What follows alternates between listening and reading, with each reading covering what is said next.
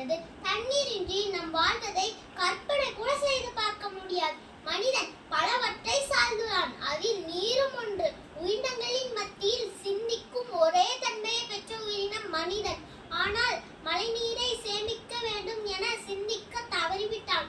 ஏர் உழுத விவசாயிகள் ஏமாற்றப்பட்டு நிற்கின்றனர். பருவ மாற்றத்தினை பார்த்து விவசாயிகளின் கண்ணீரும் வற்றி விட்டது. எனவே வீடுகள் தோறும் மழைநீர் சேமிப்பு தொட்டி அமைப்பதை கட்டாயமாக்க வேண்டும்.